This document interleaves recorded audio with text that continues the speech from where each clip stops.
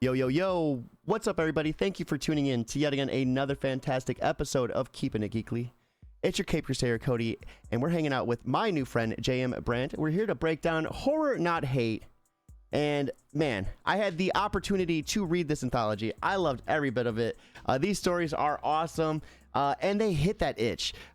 If you are a horror fanatic, you know exactly what I'm talking about, and I can't wait to see more of it. J.M., welcome to the stream. How are you doing today?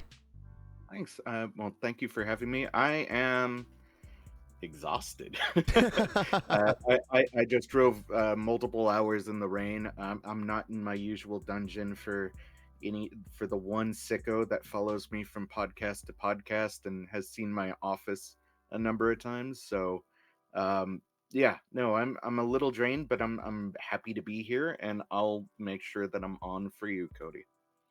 And we have our good friends Tipsy Pickle and B-Dub over on Twitch joining us, and our new friend Monkey Gong Productions over on YouTube. Welcome to the stream, guys.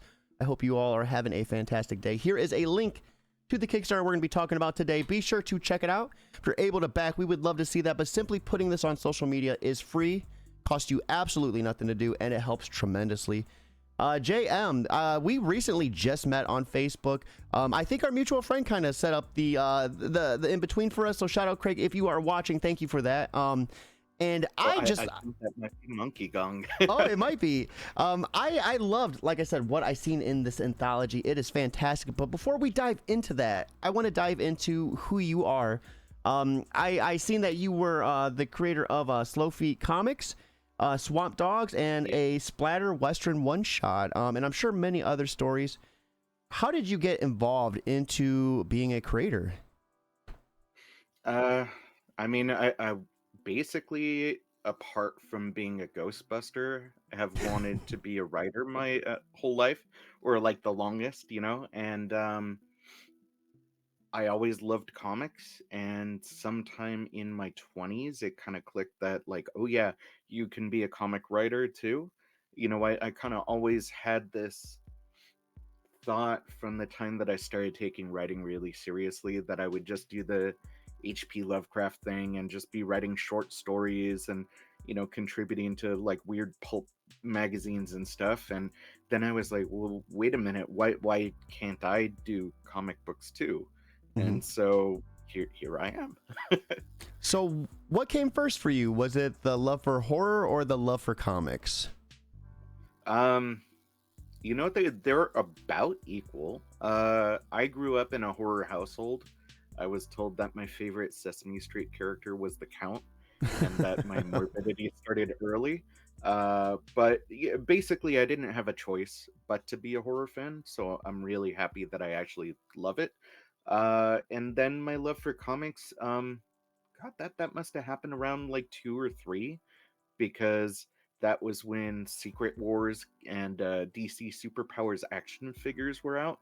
I don't know if you're familiar with them because of the and that's all I wanted was, like, I wanted the black suit Spider-Man, and I wanted the Wolverine, and I wanted the Magneto, and the Red Tornado, and the Firestar, and so I was just all about it. The video rental store, we used to get the like 1960s Marvel cartoons on VHS, and I literally wore through those tapes. I had my parents play them so often. So yeah, I was a horror and comic junkie from the beginning.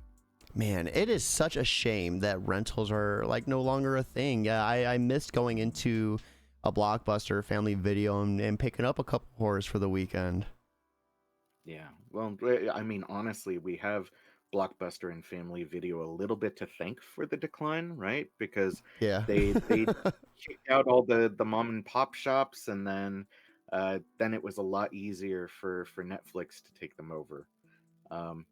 Hell, I still liked renting from Blockbuster and from Netflix, as a matter of fact. I was like a Netflix disc. Yeah, you would mail them out, yeah. Oh my God, I can't begin to tell you how often I was cycling through them.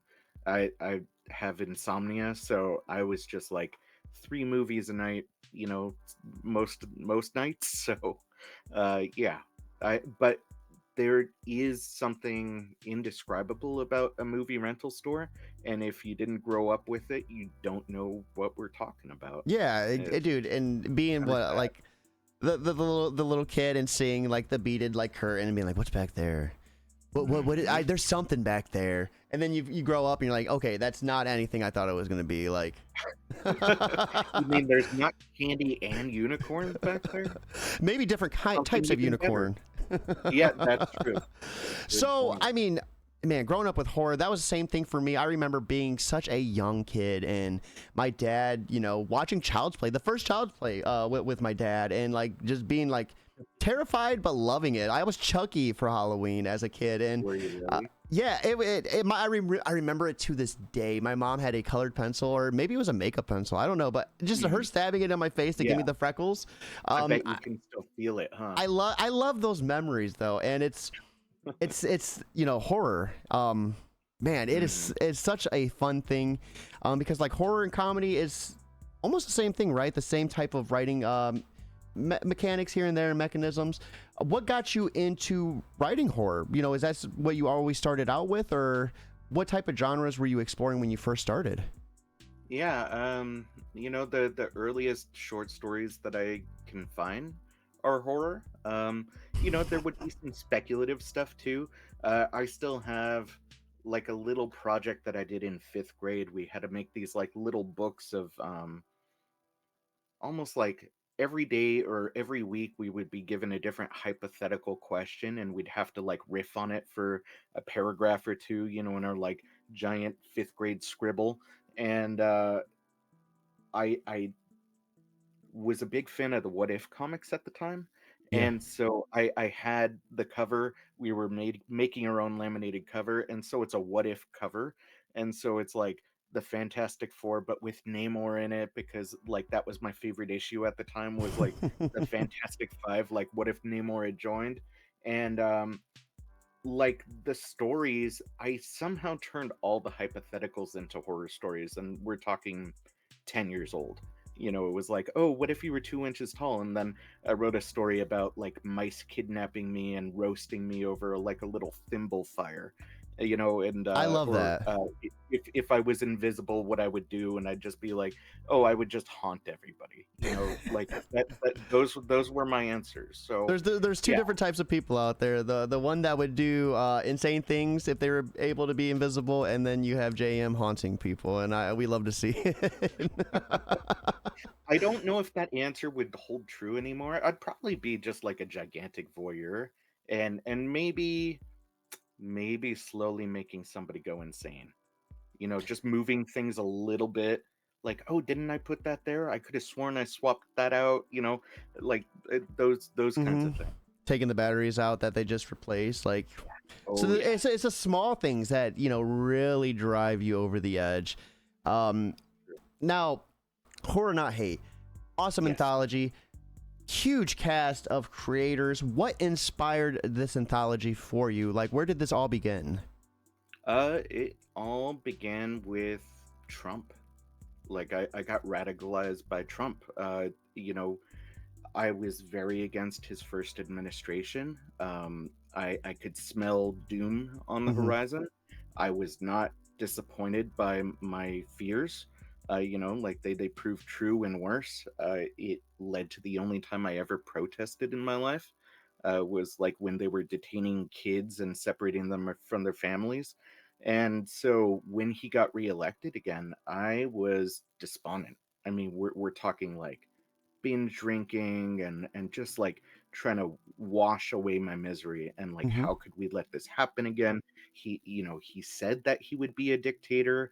Like in What interviews the he fuck are said we he would be doing? a dictator. Like yeah, exactly. And it was like, could people really do that to us again? Like, did we not like watch them roll back all the EPA protections and make it easier to drill for oil on national parkland, and like just everything that I stood for or believed in was basically systematically trashed. Hmm. And so I was just like, it took from November until about January or February to like really get out of my malaise. And at that point, I was just complaining to my wife about the news every single morning. And she got sick of it. And she said, well, get up off your ass and do something.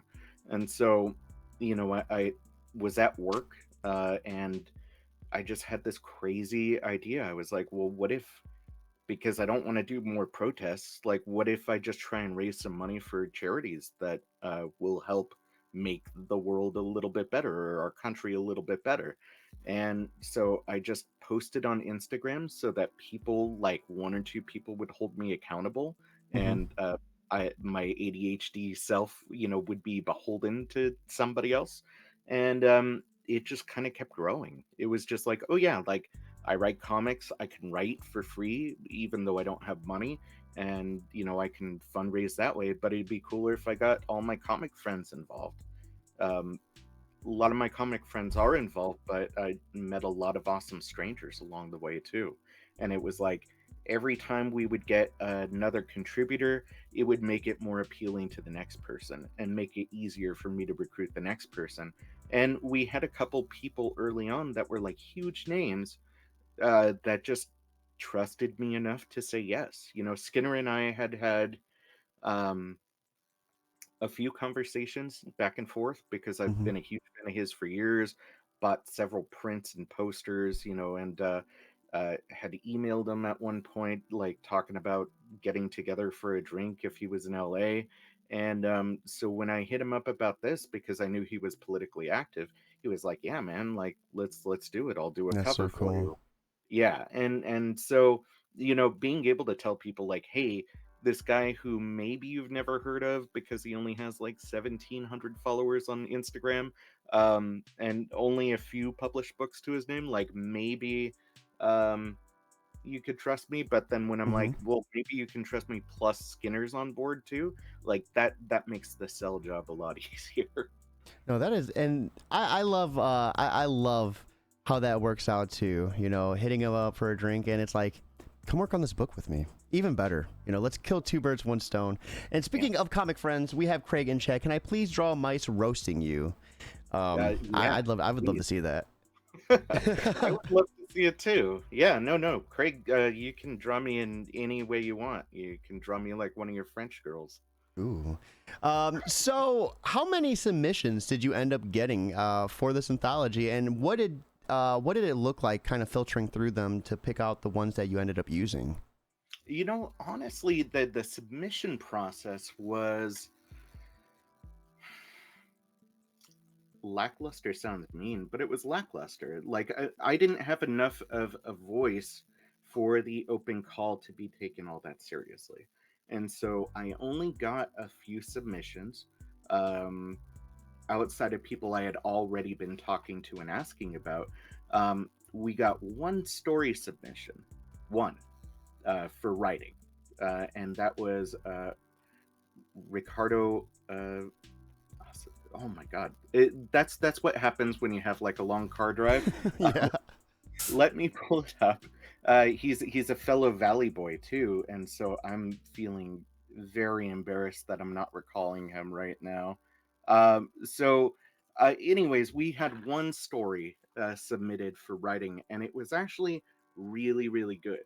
Like, it was perfect, and just the idea of somebody actually wanting to jump in and involve themselves was great for me. So he was on board. And then, as far as the art goes, we had a handful of people actually volunteer on the art side. And so, what happened was we had, at the time, more artists than writers. And so, I had to start petitioning writers, one by one, seeking them out on Hmm. social media and seeing if they would join in. Soon enough people said yes that we had more writers than artists. And so I had to do the same thing, but on the art. And then it happened again, and then it happened again. And meanwhile, like, everybody's trying to do their day job and their family stuff and their comic creative stuff on the Hmm. side. And so this project for certain creatives took a lot longer than others. And so I said, well, while I'm still waiting for these stories to come in, I might as well start getting other people. And then, I started thinking about the pinups in the back of the book, and just recruiting and recruiting and recruiting. And before I knew it, I had over 50 people signed up to be doing illustrations in the back too. I love how you started this with saying you had a couple friends that kind of kept you going. That because it's easy, like if it's just you, to not do it, right? But if you have people that you're disappointing, that's when you lock in. It's like, I can't let these people down. We're at any point where they just pulling the reins, like, JM, you got to stop. Too many. No, no. I wish I had somebody for that. And as a matter of fact, if we wind up doing a volume two, I've said it a million times, I'm going to have multiple people there to sort of hold me back, and to help manage the project, because it really, this project, even though I have a background in project management and licensing and fulfillment, I still have a lot of weaknesses that are being exposed by all the stuff that I need to do for the book. I'm really bad with timelines and Hmm. deadlines myself, being very ADHD, and so I definitely need somebody to help me with that. And then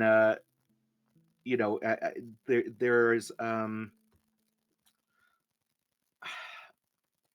a need for more.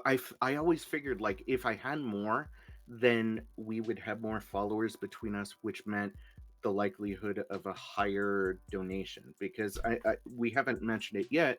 I'm doing all this for charity. Uh, I'm not allowed to say it on the Kickstarter, but every single cent that we're making outside of printing and fulfillment costs is going to immigrant rights organization called Chirla, and LGBTQIA organization called Lambda Legal. So what? So, What's the hold up? Why can't you mention that on Kickstarter?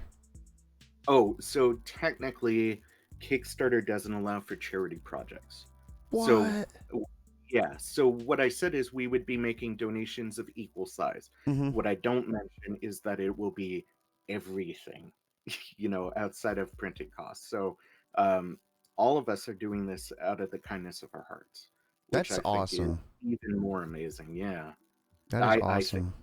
No, that, that, So that I that's was, fantastic. Yeah. yeah. So it's Ricardo Acevedo. I was getting mixed up. We have two Ricardos in the book. Ricardo Acevedo is the one writer that submitted a story. It's called Hypoxia. It's very cool. And then we have Ricardo Diseño, who's in the illustrations gallery, who also has, and I know that we'll go through it when you said we look at the Kickstarter rewards, but he has these artist proof magic cards that he did that are Oh, really that's cool. so cool. Yeah, Yeah. I just got back. I played Magic in Standard. What, 5, 6? I don't, many years ago. And I Uh-huh. remember it was right around. It was a block change or a set change. I remember pouring a lot of money into a competitive deck, and then like a month or two later, it like was not anything, and I was just broken.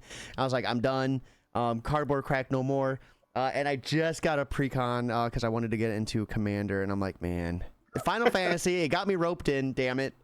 Yeah. I have a very good friend that works at a game store, and he's always been into TCGs, Hmm. but he was trying to get me back into Magic cards. I mean, this will show my age a little bit. I got in during Revised Okay. when I discovered it. So, what is that, the third or fourth set? And I held on until Ice Age.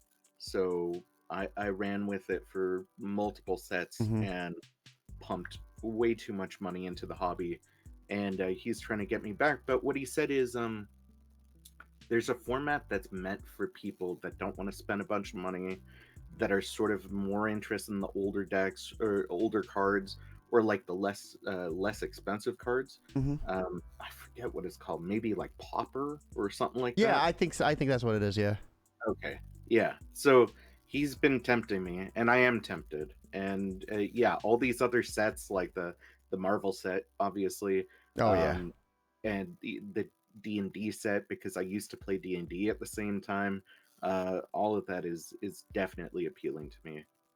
So we have a Craig stretch goal idea for the mice roasting you. Hey, that's not a bad idea. That is not a bad idea at all. So why don't we go ahead and we're gonna switch over to our campaign screen. Let's pull up the Kickstarter, see what all the hype is about. And once again, everyone that is in the stream, be sure to check this out with us. If you're able to back it, we would love to see that. But simply putting it on Facebook, Twitter, anywhere you can. Word of mouth is 100% free. It costs you nothing to do. And you're helping out a good cause, a great cause. I think it's awesome. Everyone is doing it just to support the cause. You know, because time is money. It's a sad, unfortunate truth. But time is money, and it's awesome that people are dedicating so much of their time to such an awesome cause. Yeah, I definitely agree. Bouncing off of Craig's idea, Craig does have as one of the add-on rewards available in our campaign, commissions. Somebody could pay for a commission and then just have me being roasted by mice. I love it. I love it. So we had so many awesome stories in here. Let's talk about it right here. This one in particular, we were talking backstage. Man, such an awesome story. I love this. Is almost identical to the panel I was talking about, where it's raining. It's dark, gritty, black and white, and this rain is so awesome. Like the detail, just like the rain right here in the silhouette, and then outside of the silhouette, it's beautiful. Yeah, no, Caleb Beatty is a really, really gifted, talented artist, and I can't say enough about the artwork in it.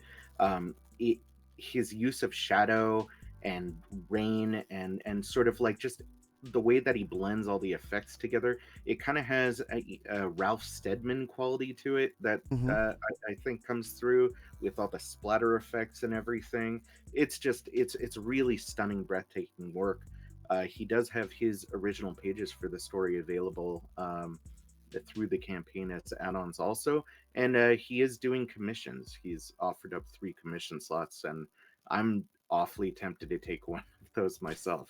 It's insane. This is done traditionally too. Like you'd almost imagine this being done in a digital like manner, but like the fact that this is physical is like insane. Yeah, no, I mean, we have a number of gifted artists, but this one really stood out. He really took this as a labor of love. Rich Douek is the writer for that story. It's called Rag and Bone.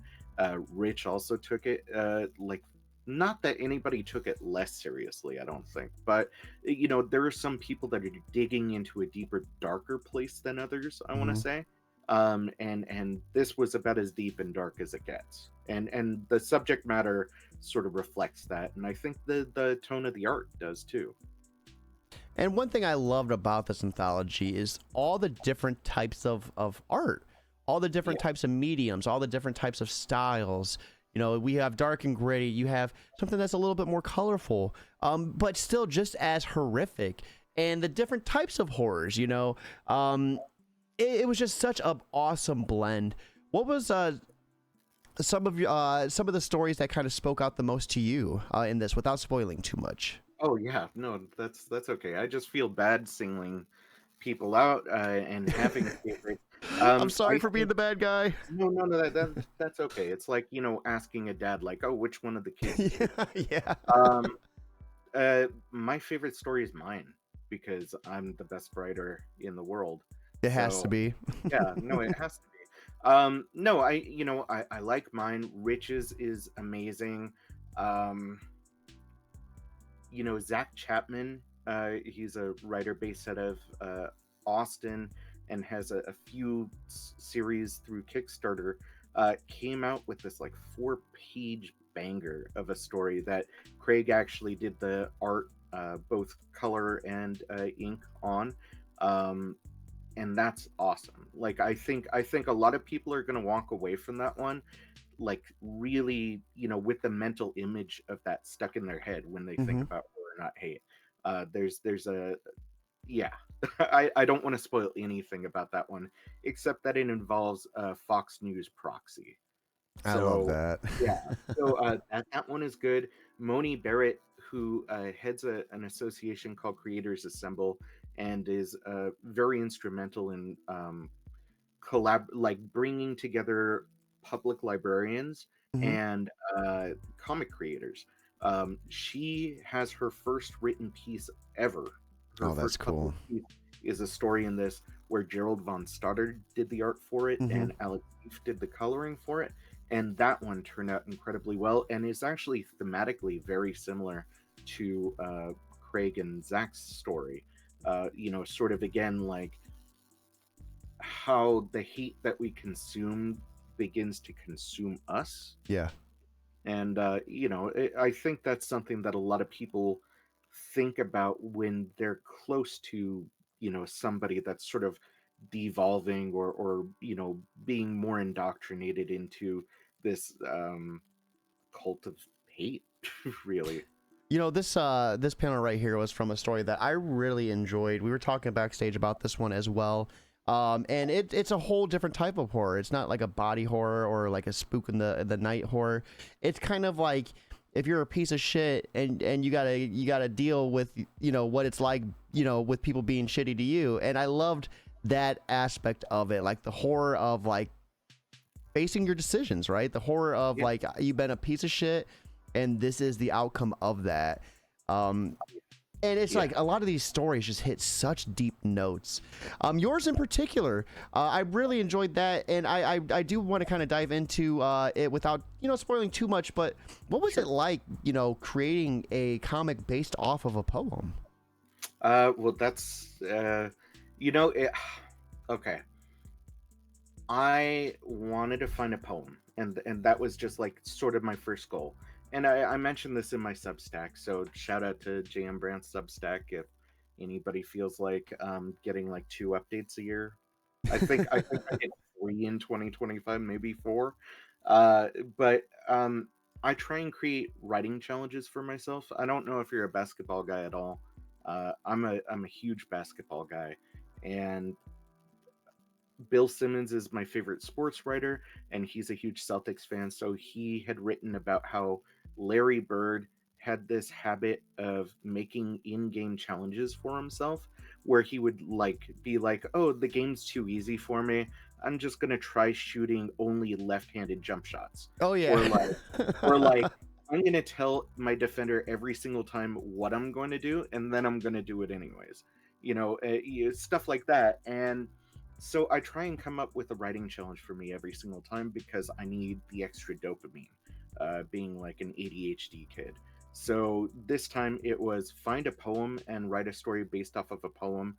And more than that, I wanted to make something where I could tell a story without using dialogue, but with still using words, Hmm. if that made sense. So a poem seemed like a natural fit.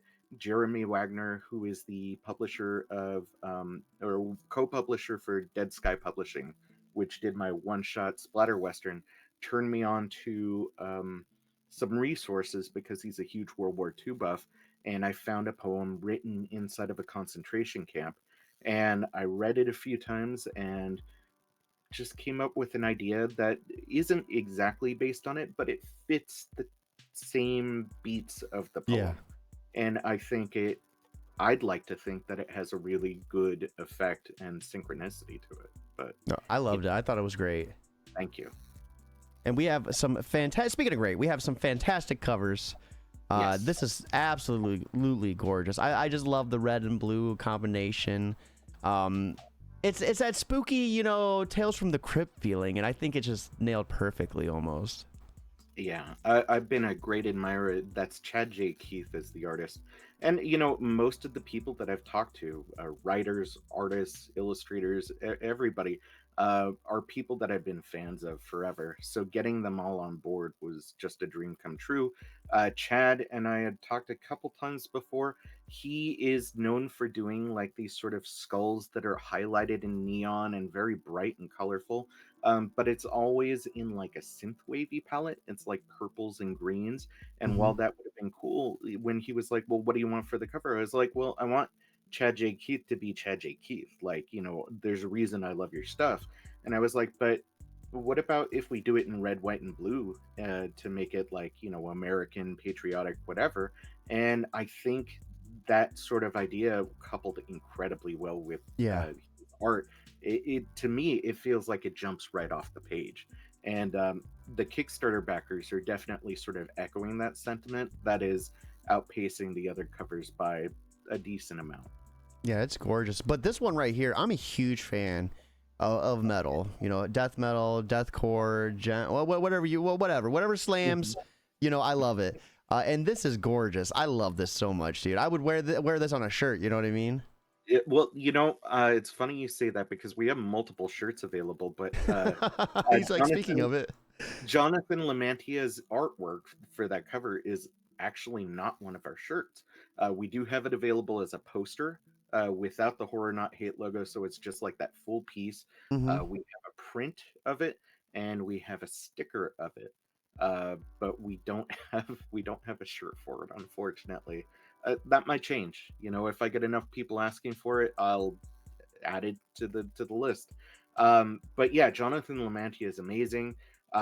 So far, that is the only original art that has moved in our campaign was Mm-hmm. Jonathan's cover, which was done by hand in 11x17. If people are on Instagram, you can look at Jonathan's Instagram page and you can see a time lapse of that cover being drawn, and it's amazing the amount of work that went into it. It took them 30 hours of drawing Yeah. time to make that piece. So Oh, it's insane. yeah, no, I love it. It's actually the background desktop wallpaper for me right now. So And then this cover too, cover C, is just absolutely gorgeous. yeah, that I would say is probably our second most popular to date. Skinner is an amazing artist. Like all three of them have metal roots. Skinner, this cover C, did an album cover for Mastodon and for High on Fire. He's just like always been one of my favorite artists since I found out about him years and years and years ago. I have multiple prints of his hanging in my house. My brother is a huge collector and bought like one of his statues and all these like limited originals and stuff. And it's just what I find myself doing is if I need a break from working on the project, I stare at that cover and just like over and over again, like I'm finding like different things to like about different monsters in there. Mm-hmm. You look at this and you're like, this is too damn badass for me to like stop now. Right. It's time to get it. Yeah, time to get stoned and just like, really yeah. stare at that cover. I thought this was awesome too. So cover 4 will actually be a tier where you can back and pick it from a selection of 8 covers, if I'm not mistaken. Yeah. So the thinking here, it's a tier that's available for reward called I'm the Captain Now, and it's $500. Will get you to be able to pick the cover, the 4th cover for Horror Not Hate. And there's already multiple people that are signed up for it without even knowing what it is. But the idea is that it's 8 illustrations from the pinup gallery that I think will make for the best cover. Mm-hmm. And that came about because originally I had told Pyro Malice, whose art isn't heavily featured in the social media and in the campaign because I want to keep it kind of under wraps. He was originally going to have that 4th cover because it was amazing, and it still would be, and it's still a consideration. It's one of those 8. But then I was like, oh, but that would be a cool cover, and that would be a cool cover. I can't decide. And so I was like, well, why not have a backer decide? Like, especially because this is for charity. People get the ultimate customization in that they sort of get to decide how this project goes forward and how people are going to visually remember the project. And as of right now, about 10 people have signed up for whatever cover D is going to be. So whoever backs it gets to choose what those 10 people are seeing on their coffee table forever. I love that. I love people who live on the edge. Yeah, I find it hard to push myself to live on the edge. I don't know. Like the random grab box, like for me, it's exhilarating sometimes. Yeah, it really so is. Let's go ahead, check out some of these rewards add-ons, and then we're gonna be checking out the different tiers as well. And excuse me, but man, these magic cards are gorgeous. Yeah. So, matter of fact, the one on the right, done by Matt Sticker, is the first limited thing to have sold out. So, all of Matt Sticker's magic cards are already gone. So, you guys should have known about us a few days ago. Yeah. But there are still about 10 cards available on the left. That's Ricardo Diseño. All of his artwork is amazing. I've been a fan of his for years also. And what's really cool about his magic card, apart from the fact that he'll be signing it, and I don't know if people are familiar, but these are artist proof cards. So it doesn't have a traditional back, it's a Hmm. white back instead. So that way you could get an artist. If you can hunt Ricardo down, he's based out of Austin, I think. You could probably get him to do a sketch on it. Or you could sketch yourself, or maybe glue on a fake magic card back and try and play it. But with those cards, there's 20 available, and 10 of them are holographic, and 10 of them are regular. Oh, that's And we're just cool. sort of randomly throwing in which ones are which. So you have a 1 in 2 chance of getting a holographic or artist proof. So we of course have commissions available. We'll be checking out the different tiers. The magic cards. We have shirts. We have stickers. Prints. I mean, there is so much swag with this and merchandise, and it is all gorgeous. I love these covers too up on the wall. These are awesome. Yeah, yeah, I do too. I think anybody that decks themselves out in horror not hate gear is going to be the envy of everybody else. So let's go ahead. Let's just go through some of these tiers, and then while we're at it, guys, anyone who is watching with us, be sure to check this out. Be sure to back. If you can't back, put that on Facebook. Anywhere you can. Word of mouth is 100% free. So we of course have that I Am the Captain Now tier at $500, where you get to choose the cover, and you get some awesome goodies with it as well. But even just starting out at the $3 tier, get up and fight. You could just go ahead and hit this tier. Get these are add-ons right here, right? Yes, Yep. those are add-ons. Kickstarter Yeah. changes its thing like every other month. It feels like. Oh, I know. It's really hard. What I found out, and I wish I knew this ahead of time, and so I've sort of course corrected a little bit. Add-ons are really hard to find unless you're already pledging, and all the commissions right now are sort of behind that paywall of the you have to pledge first in order to even see it. Mm-hmm. If you're not sure what you want to do, people listening at home, you can still hit the pledge button and not commit to it yet, and that will let you see all the add-ons that are available if you just want to browse the add-ons.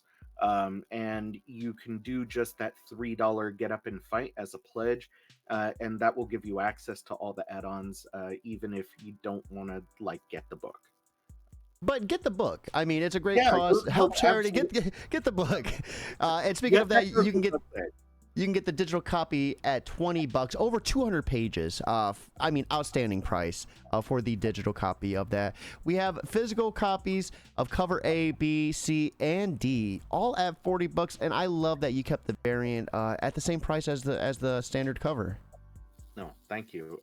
There will be, it's in the stretch goals, if somebody picks the I'm the Captain Now, and if nobody's doing it within 10 days of, or I want to say within 5 days of closing, I'll pick the cover just so we're not in the look.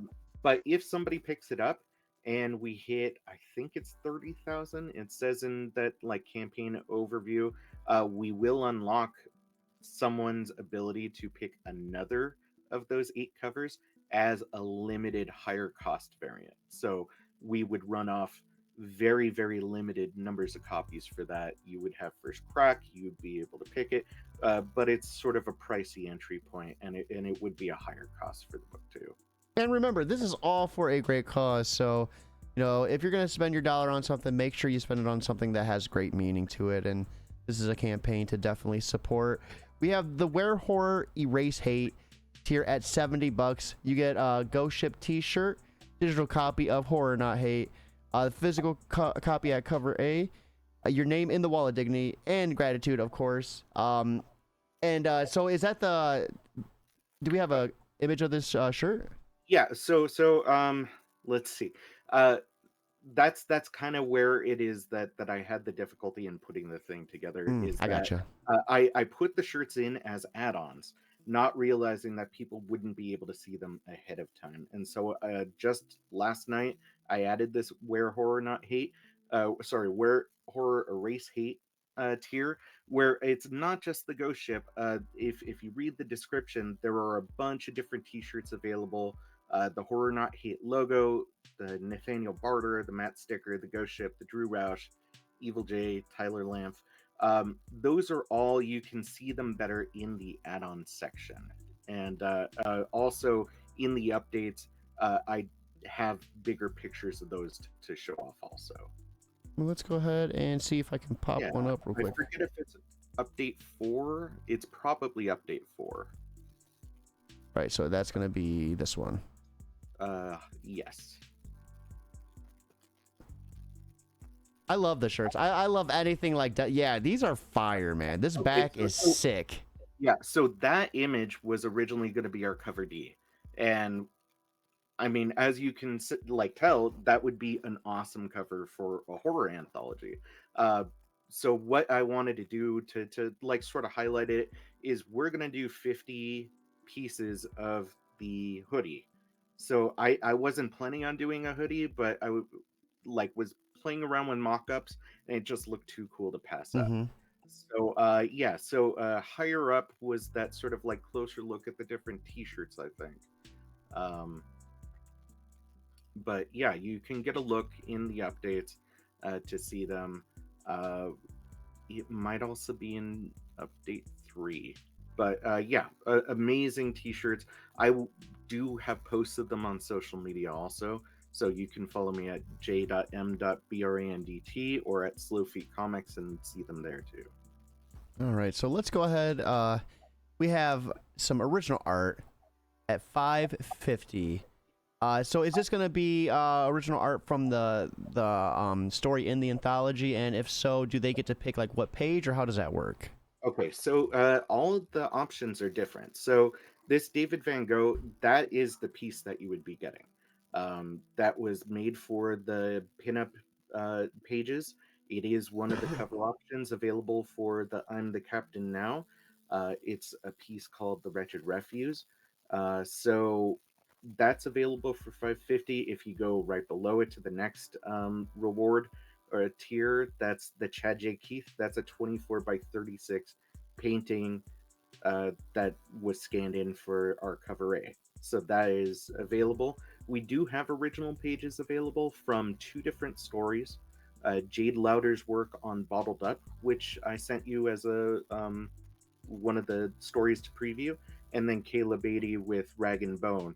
The original pages are available too, and those are both as add-ons, and they will be randomized pages from the story. But rest assured, every single page is a banger.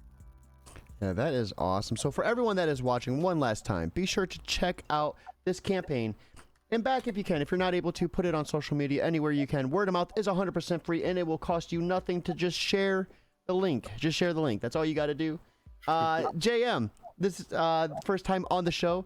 So what we do is we ask for a little bit of advice and what you're up to outside of creating. So for the aspiring writer out there looking to get into writing and kind of just get into their own genre, whether it's horror, comedy, romance, action, whatever, what would be your biggest piece of advice to them to kind of help them, excel in that field? Well, this is one that I've heard from a billion different people, and I wish I followed it myself. I just can't seem to get there, not yet, which is write every day. It doesn't matter if it's good or bad, just write. Get your brain in the habit of doing it, and it will come much easier to you. With me, it's like constipation sometimes because I'm not using it like every single day. I'm losing it, and it's been sort of the source of a lot of my writer's block over the years. So definitely like journal, make some free association writing or something, but just get yourself in the habit of writing every single day. It's something that I still am working on, and I would be a better person for it. So you definitely would be a better writer for it. And isn't it crazy? It takes literally 5 minutes, 10 minutes, even just writing a sentence or two. And I have Yeah. such a hard time. I have a little journal where every day I write down my goals for the day, and it's read 10 pages out of a book and write. And it's like so hard to do both. But you make time for what you want, and you have to like kind of just instill that discipline within yourself.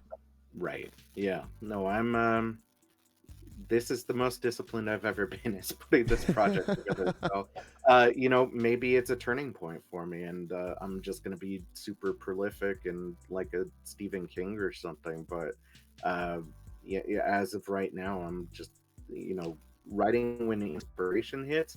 And what you find is inspiration hits a lot less often if you're not in writing mode. Mm-hmm. And it's going to hit you when you're least expecting it too. You got to keep that muscle flexed. You got to keep it primed and ready to go.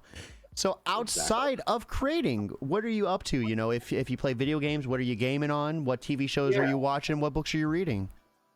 So I'm like a huge movie guy, and I'm just watching like a ton of random movies, a lot of horror movies, a lot of sex comedies. I'm writing a project with my artist from Horror Not Hate right now, and I'm watching a lot of giallos because of that. So 1970s Italian horror movies and 80s Italian horror movies. But I do game quite a bit also. I'm gonna buy myself Baldur's Gate 3 after fulfillment's done, so I can get lost in A little an treat. RPG for a while. Yeah, exactly. Like I've earned it. I've spent God knows how many countless sleepless nights working on this, so I deserve to get lost in something else. But when I need a writing break or a Horror Not Hate break, I've been busting out this roguelite called Neon Abyss, Mm-hmm. which I got during the last Steam sale. It's a lot of fun. It's just like a very, very satisfying gameplay loop and like 400 different guns to choose from. So I'm enjoying that. And TV wise, not so much. Like if I'm sitting down and watching something, it's usually movies. Although I am showing my son Simpsons in order, so we're on like the end of season 7 right now. I We're love that so right in the much. spot. Yeah, like he watches all the newer seasons on Mm-hmm. his own on repeat, and now that we're getting into the old stuff, he's like, oh, I know that character, and like, oh, I get that now. Because what happens in the later seasons for people that ended at the end of the golden era like I did,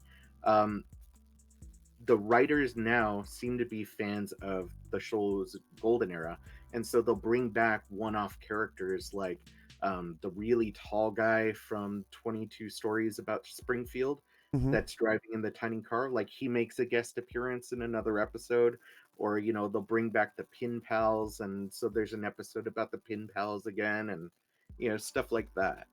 Dude, I remember being a kid, and not many people remember the Flaming Moe episode where Barney puts cough medicine or whatever in the drink. I don't know if it was Barney or Moe in the drink. It sets on fire. Aerosmith is in The Simpsons, and everyone does not believe me when I tell them. But dude, it was such. That was my childhood, was The Simpsons growing up with my dad. Me and my kid now, like we watch a lot of old school like anime, like Trigun. We just got through I think it's 26 episodes. Getting her through excuse me, Demon Slayer. But yeah, gaming wise, man, I've just been an RPG kick. Final Fantasy 9, Final Fantasy Tactics, same games I played when I was a kid, playing again. Yeah, no, Tactics had me. I was like doing my hardest to unlock all the different jobs, and like in like chapter 1, right? It's like as soon as you could, they're all unlocked. They just came out with a remaster on the Switch. Yeah, oh, I know. It's good. My wallet, it's good. Don't tell my wallet. So everyone watching, check out the description for the links to stay up to date with what JM is doing. We have the Substack link and all your other social media platforms that I seen you frequent. Most importantly, share this link. Let your friends know this is a supporter you can support, one that needs your help right now. Every donation matters, every share matters, so do your part and help us spread the word. Hope you all have a fantastic Saturday, but most importantly, guys, keep it geekly.